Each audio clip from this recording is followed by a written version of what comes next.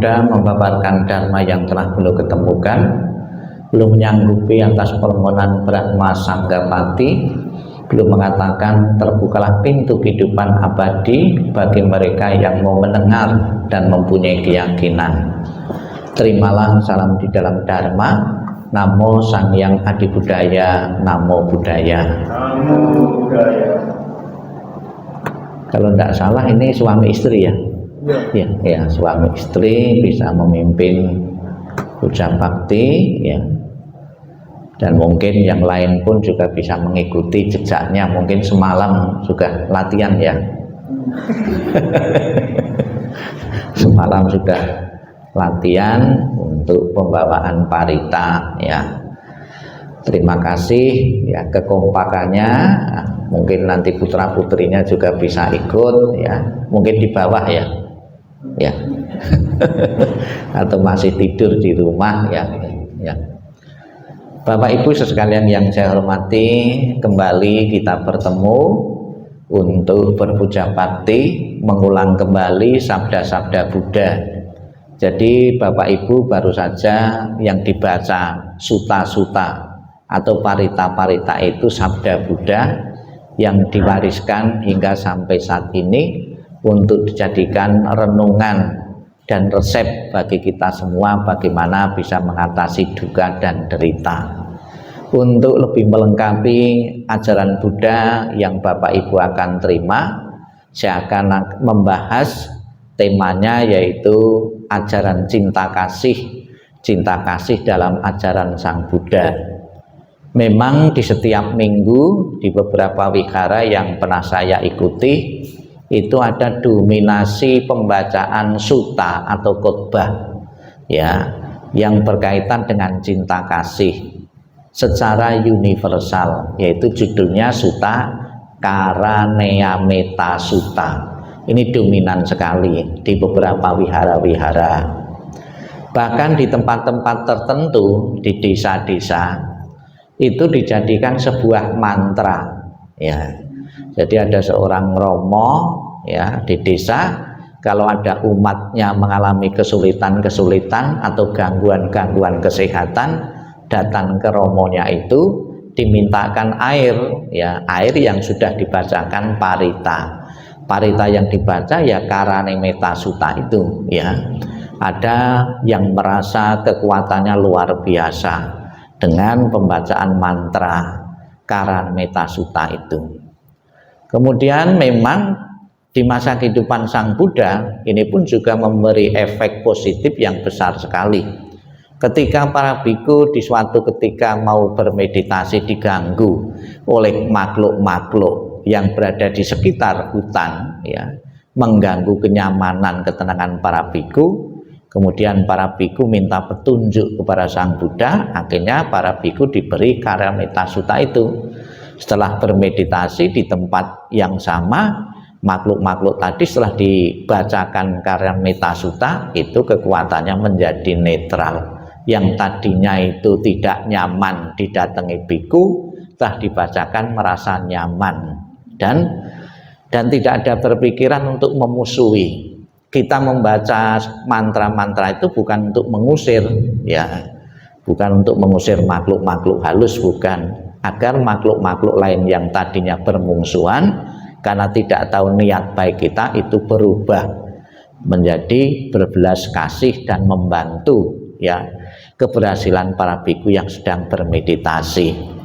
Ini juga bisa dijadikan resep bagi Bapak Ibu sekalian, cara bagaimana Bapak Ibu bila satu saat nanti atau saat ini Bapak Ibu merasa tidak nyaman di satu tempat ya, itu dibacakan Karaneyametta Sutta, tidak usah panjang-panjang. Kalau di versi Mahayana itu mantra Tapecu ya, jadi pemberkatan rumah, blessing rumah itu juga biasanya dominasi pembacaan Tapecu.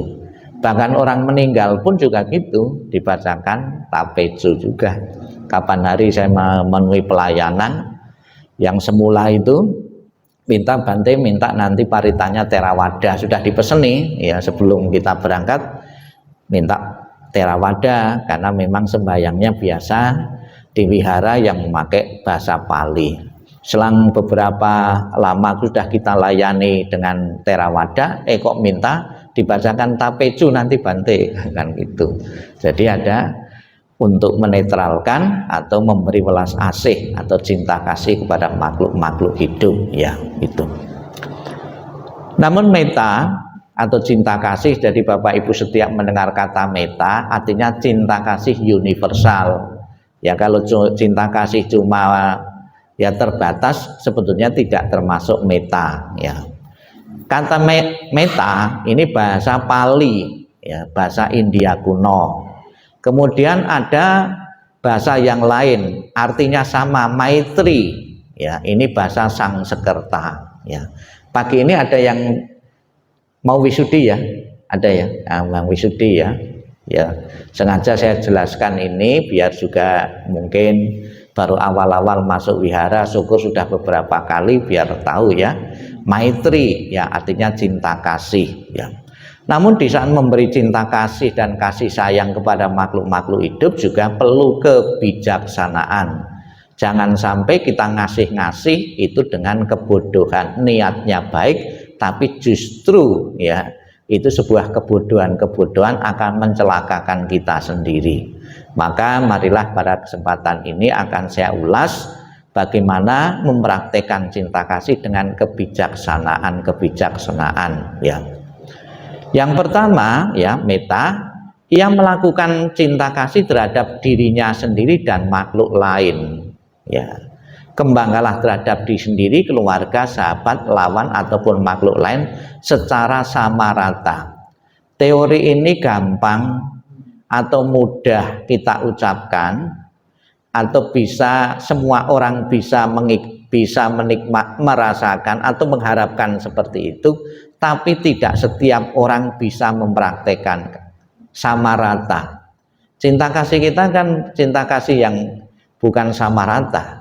Terhadap anaknya sendiri, terhadap anak tetangga, terhadap anak orang lain kan beda, ya. Tetangga jauh, tetangga dekat beda lagi.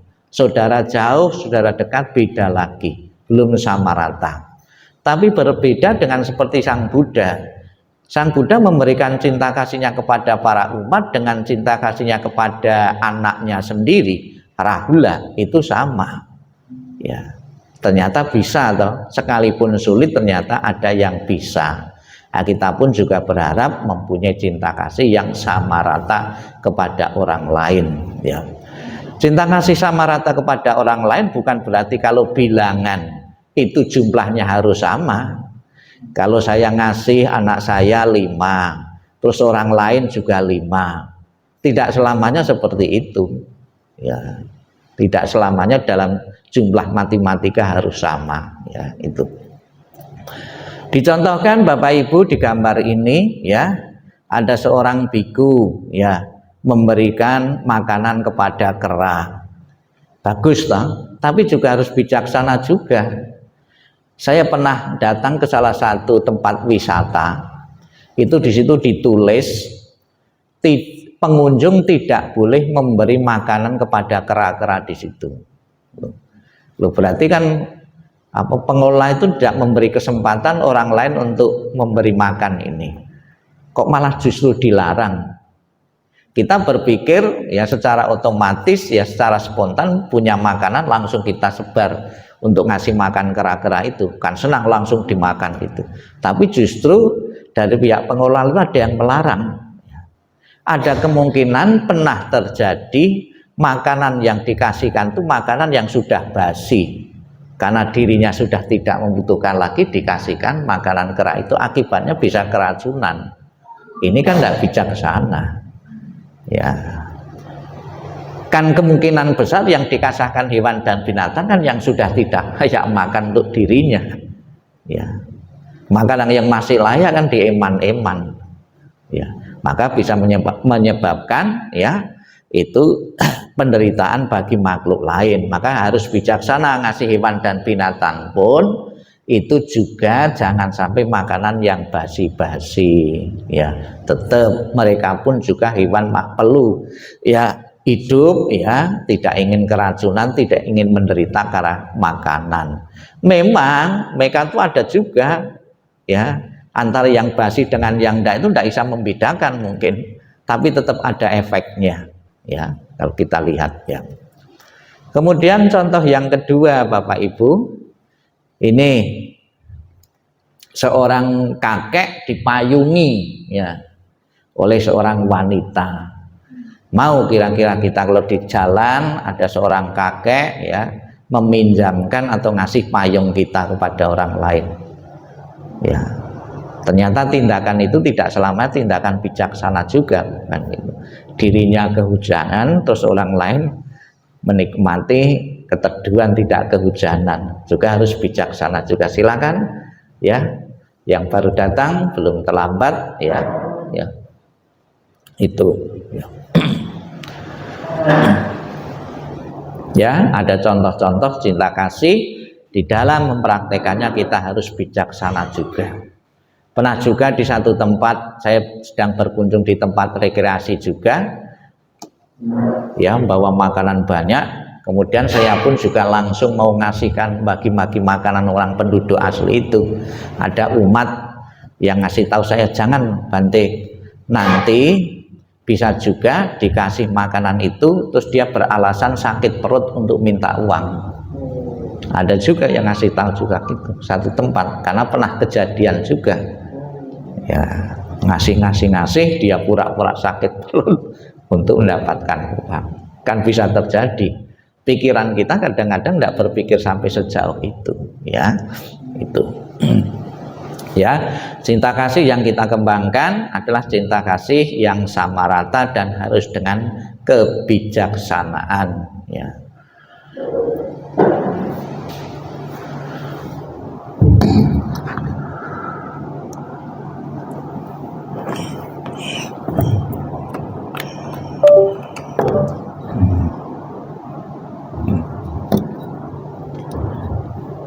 Dengan melakukan meta, dirinya dan makhluk lain tidak menderita ya. Dirinya tidak menderita. Misalnya kita lihat orang kelaparan, makanan yang ada yang kita punya itu langsung kita kasihkan semua, kita seharian tidak makan ya, kelihatannya pahlawan ya, rela berkorban untuk orang lain ya, tapi juga tidak bijaksana juga, padahal dirinya punya sakit mah misalnya saja ya, menolong orang lain dirinya justru malah celaka ya. Kalau bisa dibagi syukur dibagi ya, tapi jangan mencelakakan dirinya sendiri untuk menolong orang lain ya, itu. Nah, kalau misalnya saja obat, wah ada orang yang ketemu orang yang mempunyai penyakit yang sama, langsung obat itu kasihkan semua, dirinya ndak makan, justru itu juga menolong orang lain dengan mencelakakan dirinya sendiri, tidak bijaksana juga ya, itu.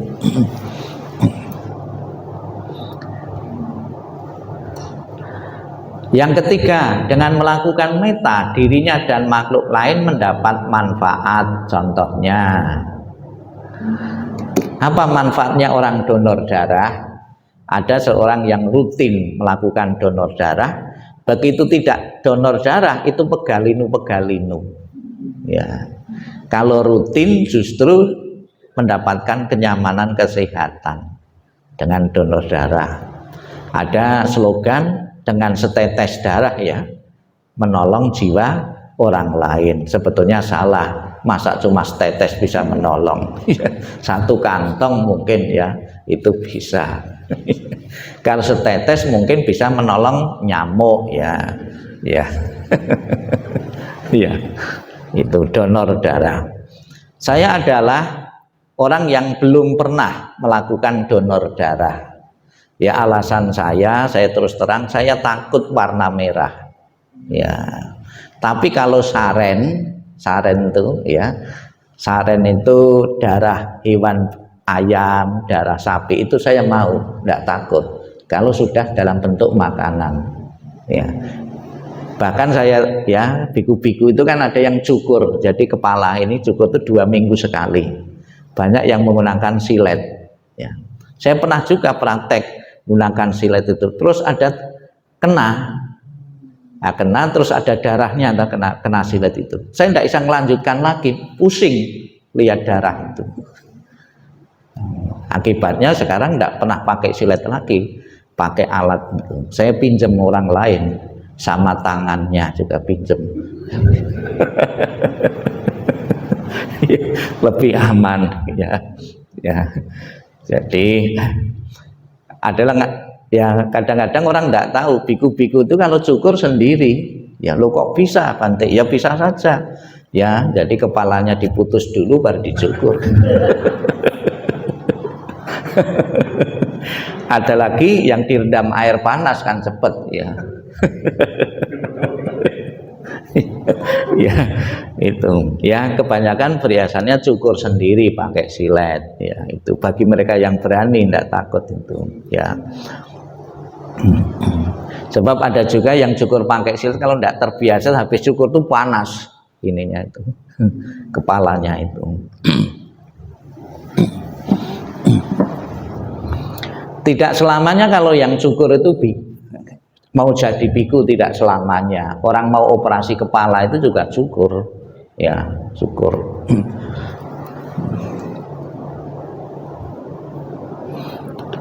Jadi mungkin mata saya itu karena dihalangi kaca itu malah tidak jelas ya. Ya.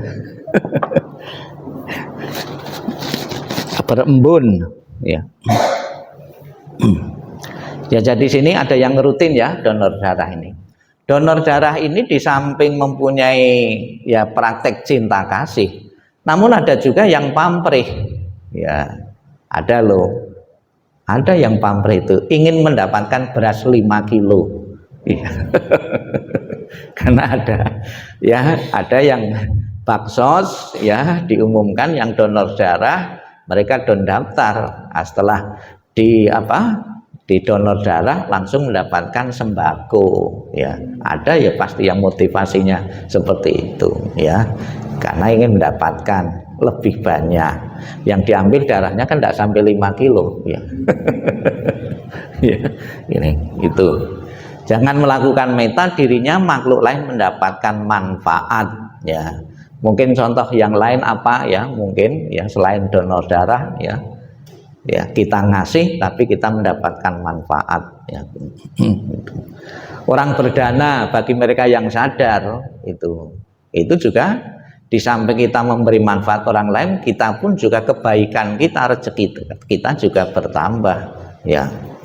Seorang biku itu tidak pernah gajian tiap bulan ya, tidak pernah yang gaji tiap bulan, yang ngasih uang tiap bulan itu tidak ada. Tapi saya merasa selama jadi biku tidak pernah kekurangan uang. Karena saya juga berpikir bagaimana tiap bangun tidur memberi di kotak-kotak amal, kotak-kotak ada. Saya berpikir seperti itu. Nyatanya dari jalan yang tidak disangka-sangka itu ada saja yang datang itu. Ya, kalau sadar bukan berkurang, tapi justru malah menambah rezeki-rezeki ya. Mungkin bagi umat awam pun juga seperti itu. Hukum karma kan bukan berlaku untuk biku saja, untuk umat awam ya. Itu mungkin bisa dipraktekkan oleh umat awam. Jadi bisa dilihat ya kehidupan para biku ya itu. Bahkan ada yang khawatir jadi biku nanti kelaparan dan sebagainya. Saya itu malah kelebihan gula kok, bukan kelaparan. Ya. Ya jadi gara-gara burung terus atau konsentrasinya terganggu juga. Padahal di luar itu burung itu udah biasa, tapi kalau masuk ini kan menarik perhatian. Dari tadi atau bikin sayembara ya, siapa yang bisa mengeluarkan burung itu nanti dapat hadiah. Tadi sudah beberapa orang di sini mau mengeluarkan, tidak bisa, tidak mau ya. Ya, ya nggak mau keluar ya. Ya, ya. Ya. Yang keempat, dalam melakukan meta dirinya sendiri tidak diliputi kebodohan. Sudah saya singgung kebodohan. Misalnya ini ada kalajengking, ya kecepit atau kesulitan, kita tolong langsung, kita pakai tangan langsung, ya bukannya diterima kasih oleh kalajengking, ini malah justru kita yang menderita.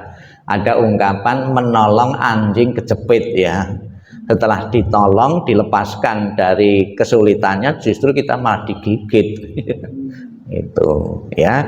Demikian pula Bapak Ibu ya, di saat mempraktekkan meta juga harus dengan bijaksana. Sekiranya berisiko tidak, ya misalnya saja juga di rumah ada ular kobra, langsung kita tidak punya ilmunya, langsung model tangkep-tangkep saja, akibatnya kita yang menderita, ya kalau tidak dengan kebijaksanaan. Demikian pula menolong orang lain pun juga demikian, ya itu lihat-lihat juga dengan kebijaksanaan, ya itu. Ya ini pesan Sang Buddha, ya ini Sang Buddha mereka lakukan, ya aku memiliki cinta kasih kepada makhluk-makhluk tanpa kaki, ya yang tanpa kaki. Kepada yang berkaki dua pun aku memiliki cinta kasih. Aku memiliki cinta kasih kepada makhluk-makhluk yang berkaki empat. Kepada yang berkaki banyak pun aku memiliki cinta kasih. Kepada hewan dan binatang yang mempunyai kaki 1000 pun juga kita tidak menyia-nyiakan. Ya bisa kita bayangkan orang punya kaki 1000 itu repotnya kalau mau masuk sekolah itu, ya mau pakai sepatunya gimana itu. Waktunya habis terpakai untuk mau pakai sepatu saja, ya itu, ya enggak tahu ini sungguhan atau enggak orang yang punya kaki 4 itu, ya atau cuma gambar saja, ya. Jadi Sang Buddha pun dalam memberikan welas asih cinta kasihnya itu tanpa batas, ya itu. Ya ini contoh-contoh ya manusia-manusia ya yang tidak mempunyai kaki atau mempunyai kaki yang sempurna, tidak sempurna, ya. Berdasarkan ilmu kesehatan itu juga ada yang cacat itu. Kalau umat Buddha kan karma masa lalu, karma masa lampau, ya lalu toh jawabnya. Kalau tempat lain itu sudah takdir. Tapi ada juga faktor-faktor yang lain. Saya pernah melihat satu keluarga yang anaknya 1 dan 2 itu sehat-sehat. Kemudian pada satu ketika dia sedang hamil, ibu ini sedang hamil, di depan rumah itu ada kucing. Lah kucing itu kok kasihan sekali gitu loh. Terus dibawa ke rumah, terus dirawat di rumah. Kemudian setelah melahirkan, bayi yang di kandungan itu kok cacat. Ada yang mengatakan ini gara-gara memelihara kucing kena virus, ya. Maka itu juga dengan kebijaksanaan, ya kita boleh saja berwelas asih cinta kasih hewan dan binatang, tapi kondisi fisik kita itu juga harus hati-hati juga. Anjing juga seperti itu, ya. Tapi kalau kadang-kadang itu ada juga yang cinta kasihnya kepada sesama itu tidak seberapa, tapi makhluk lain itu lebih banyak, perlu diperhatikan.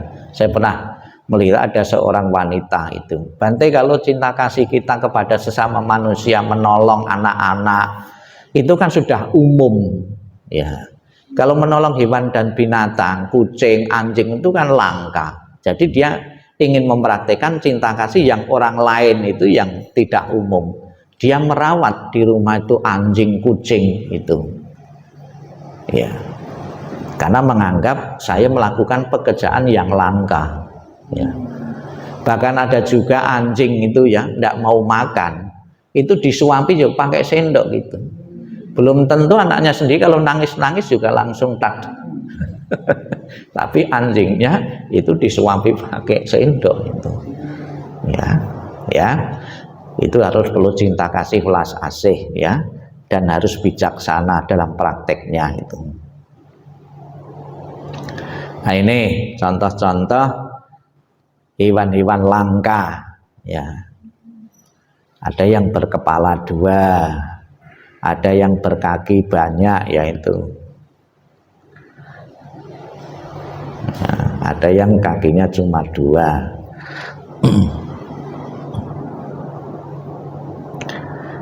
Ini kembangkanlah pikiran yang penuh cinta kasih, bersikaplah penuh welas asih dan terlatih dalam sila. Bangkitkan semangatmu, bersikaplah teguh, senantiasa mantap dalam membuat kemajuan. Bila seseorang memiliki pikiran cinta kasih, ia merasa kasihan kepada semua makhluk di dunia yang ada di atas, di bawah, dan sekeliling, tak terbatas dimanapun. Ya, ada yang profesinya karena welas asih cinta kasih kepada hewan dan binatang jadi dokter. Ya, ada seseorang juga menjadi dokter itu karena melihat korban perang. Oh, kasihan sekali kekurangan dokter. Saya bertekad, saya cita-cita ingin jadi dokter. Itu bagus. Tapi kan tidak sedikit juga karena motivasinya uang. Ya, oh jadi dokter itu enak ya, gajinya besar, honornya besar. Ya, ya kalau tukang angkat batu itu satu hari mungkin 1.000, tapi seorang dokter itu bisa jutaan ngangkat batu ginjal ya. Ya, sama-sama jadi pengangkat batu. Pengangkat batu yang berilmu, yaitu dokter, itu bisa jutaan hasilnya ya. Itu ya, ini hewan dan binatang ya. Bahkan ada juga yang mengembangkan cinta kasih. Ini saya masih ya meraba-raba ini termasuk seperti cinta kasih atau tidak. Jadi ada seseorang yang merawat anjing dan kucing. Kalau tidak saya steril ya, itu rumahnya pasti penuh ya. Penuh anjing, penuh kucing. Kemudian dia disteril, dioperasi biar tidak beranak di situ. Nah, ini termasuk cinta kasih atau tidak? Seperti ini. Di satu pihak kasihan nanti banyak, di satu pihak kan memaksakan diri dia. Ya, itu. Tentunya pilihan seperti itu juga harus bijaksana. Kalau sudah banyak mungkin di situ juga termasuk cinta kasih, daripada nanti anjingnya terlalu banyak tidak sanggup mengasih makan daripada kelaparan lah. Itu modelnya lah KB gitulah gitu. Ya, itu.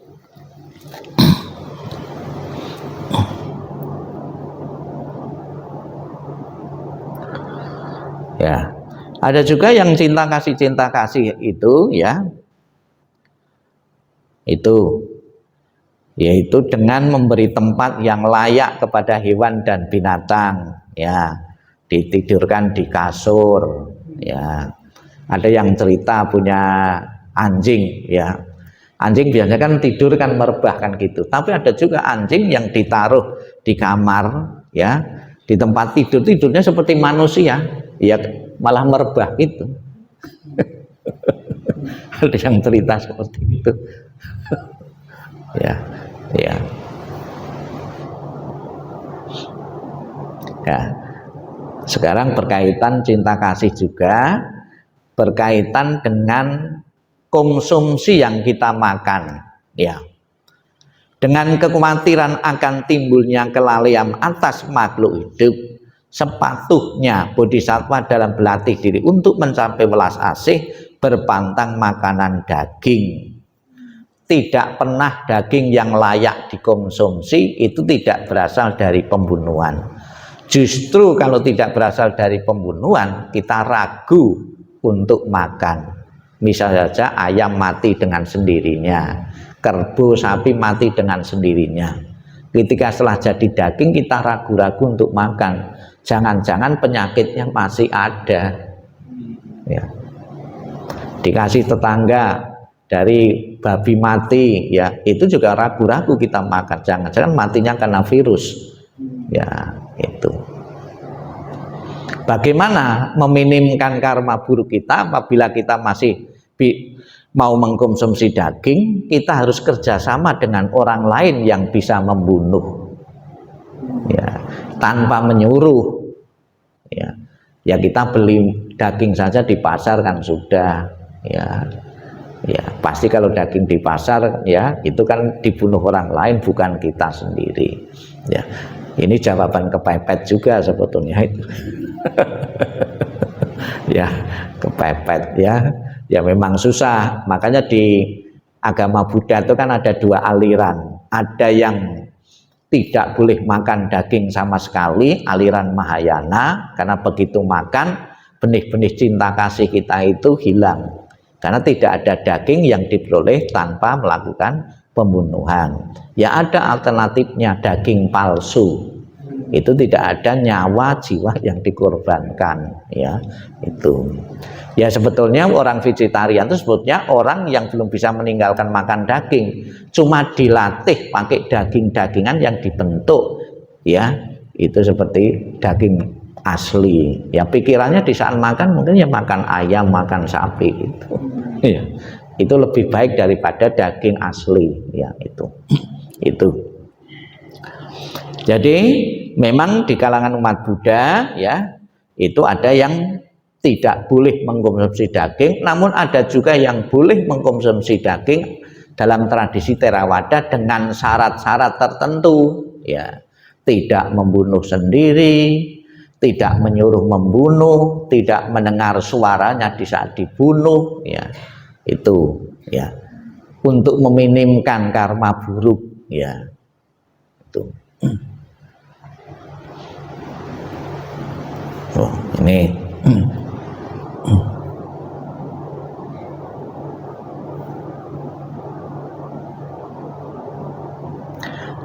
Ada ibu-ibu juga yang pernah bercerita ya berkaitan dengan kecerdasan, dengan kebutuhan ya protein dalam tubuh.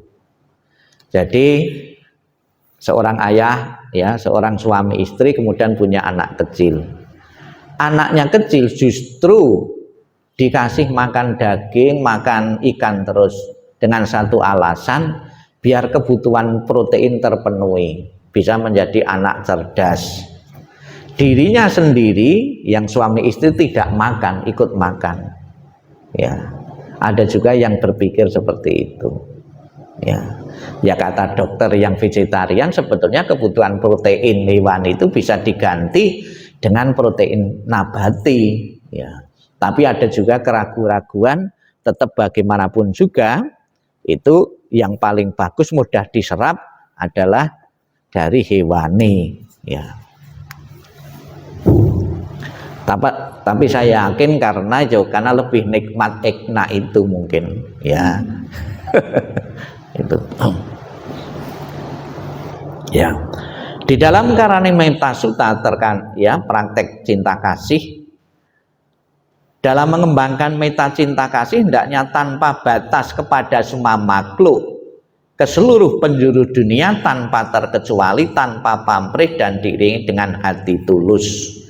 Kemudian Sang Buddha juga mengilustrasikan, mengumpamakan bagaikan seorang ibu mau melindungi anaknya yang tunggal dengan mengorbankan hidupnya sendiri. Demikian pula hendaknya dia mengembangkan hati yang tak terbatas kepada semua makhluk hidup. Ini dalam Karanimetta Sutta, ya. Itu dicontohkan seorang ibu yang mempunyai anak tunggal. Sebetulnya seorang ayah yang mempunyai anak tunggal juga sama saja memberikan perhatiannya kepada anaknya. Baru saja beberapa hari yang lalu saya diintil, dikutip oleh seseorang. Jadi saya naik mobil wihara dari satu waktu itu acara kremasi, kemudian di jalan ada tulisan Wihara Budayana Putat itu kan gitu. Dari belakang diintil terus itu.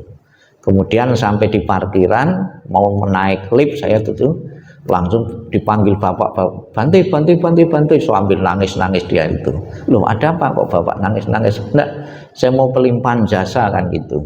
Kemudian saya bawa ke wihara, ada apa bapak kok nangis? Ini Bante, saya itu anak saya itu meninggal, anak tunggalnya meninggal baru saja di Singapura dengan bunuh diri, yang karena punya satu penyakit, ya penyakitnya ketakutan kok bunuh diri, anak satu-satunya dia di wihara itu sambil nangis kan gitu, minta tolong Bante biar arwahnya karena meninggal bunuh diri, ya itu biar ya bisa lancar karena gitu, tidak ada hambatan di alam sana gitu. Kemudian saya bacakan parita-parita suci juga. Ya mungkin Bapak ini karena Buddhis, memang dalam kitab suci itu pernah saya baca, orang yang bunuh diri selanjutnya itu akan meninggalkan dengan cara yang sama dengan bunuh diri kurang lebih 500 kali. Ya. Nah, Bapak Ibu mendengarkan kata 500 itu jangan seolah-olah itu bilangan yang nyata. Biasanya kitab suci itu memakai bahasa hiperbola atau bilangan hiperbola, bahasa yang dilebih-lebihkan. Istilah 500 tidak selamanya 500 kali. Di Indonesia kan juga aja, saya mengucapkan beribu-ribu terima kasih. Apakah kita akan mengucapkan 1000 terima kasih juga? Ya, kan tidak juga. Jadi memakai kata-kata yang dilebih-lebihkan. Jadi seseorang yang bunuh diri itu akan meninggal secara yang sama berulang kali kebodohannya itu, ya. Nah, kalau sampai 500 kali kan seolah tidak ada batasnya itu, ya itu. Jadi mungkin mengakhiri kehidupannya dikiranya setelah meninggal masalahnya selesai, tapi ternyata justru hidup di alam-alam penderitaan, ya yang sama, ya itu.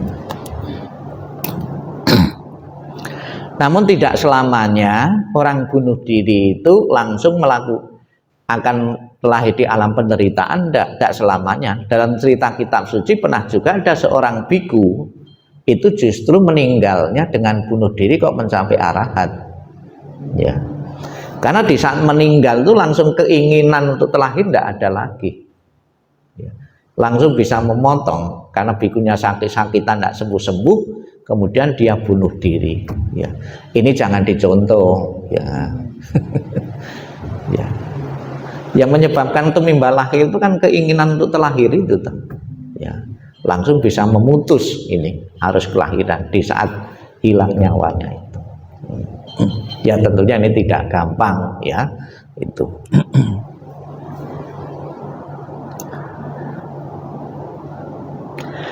Cinta kasih diwujudkan juga, dicontohkan oleh seorang ibu, ya.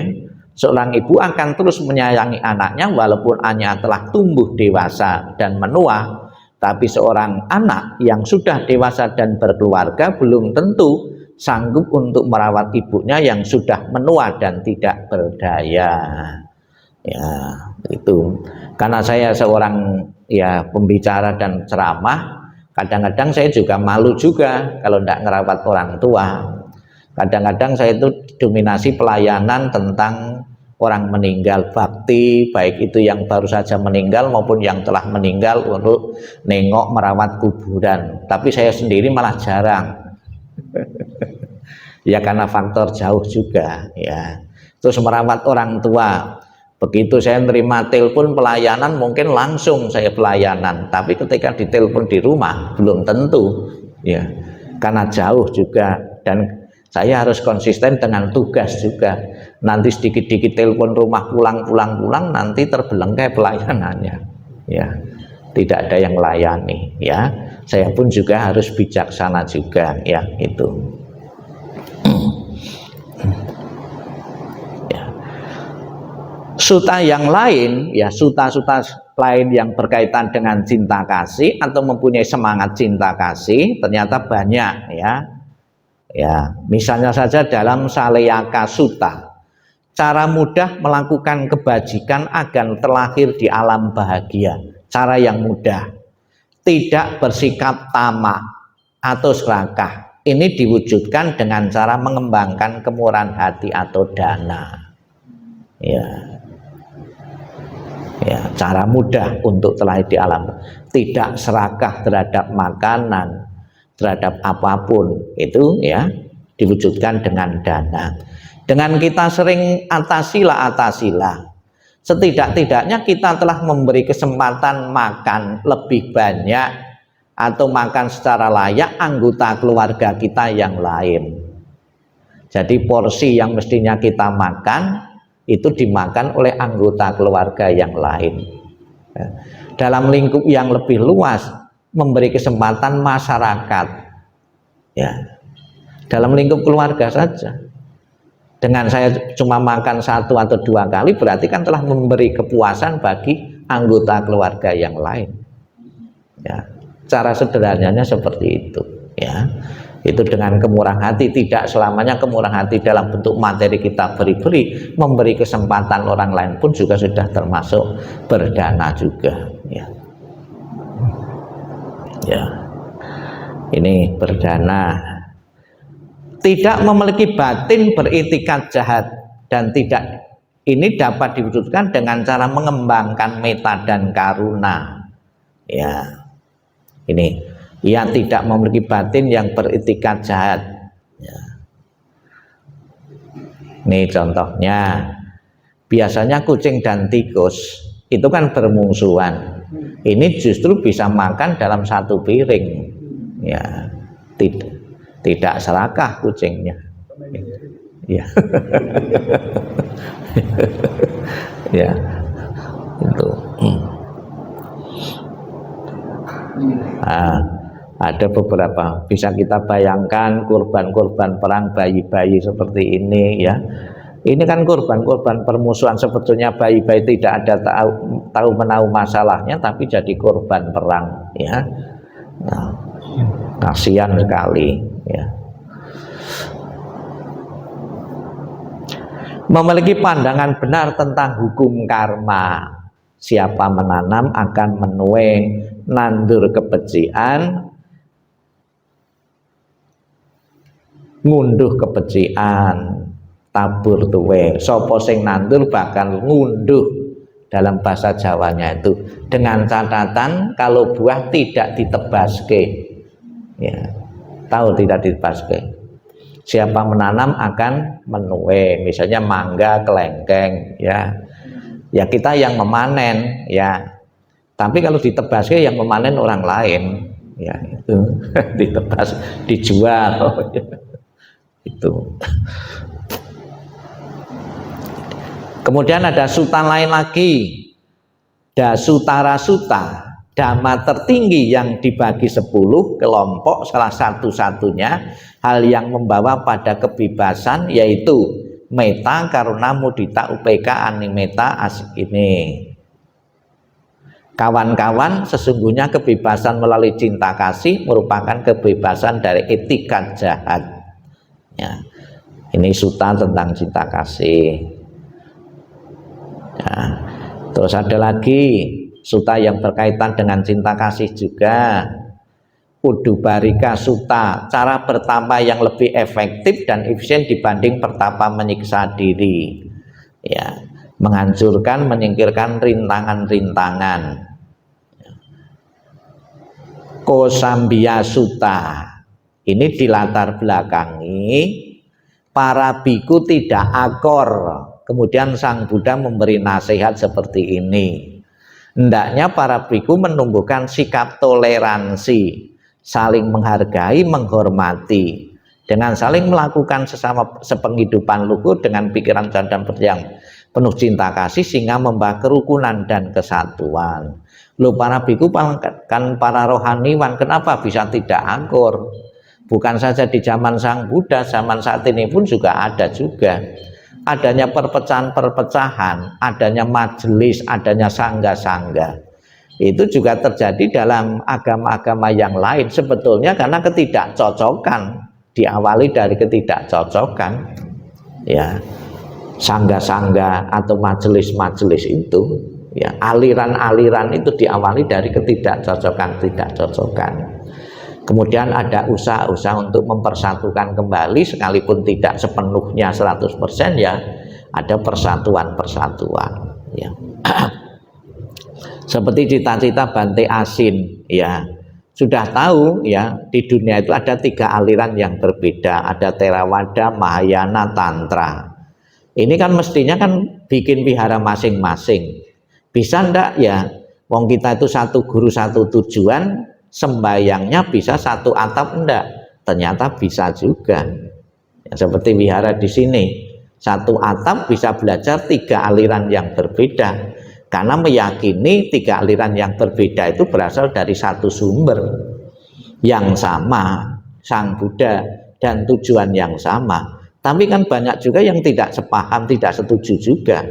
Ada yang wihara itu mempelajari satu aliran saja, aliran yang pakai Pali, ada yang Mahayana, ada yang Tantra. Kan jarang yang satu wihara kok mempelajari 3 ini. Ya, itu. Ini demi persatuan ya, dan tidak gampang, tidak mudah seperti itu ya. Di Indonesia kurang lebih ada 26 majelis ya. 26 majelis ya. Itu tentunya ya karena ketidakcocokan kenapa bentuk majelis-majelis itu ya. Iya 26 majelis. Kalau di tempat lain itu ratusan malah ya.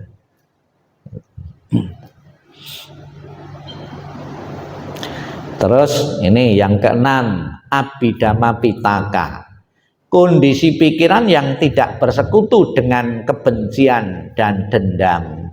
Ini praktek cinta kasih ya. Ya. Ya. Alasan praktis berlatih meta ya. Untuk kesehatan mental. Berkurangnya penyakit mental secara tidak langsung akan menunjang kesehatan fisik ya. Jadi beda orang yang selalu berpikiran cinta kasih itu dengan kondisi fisik kita ini ya.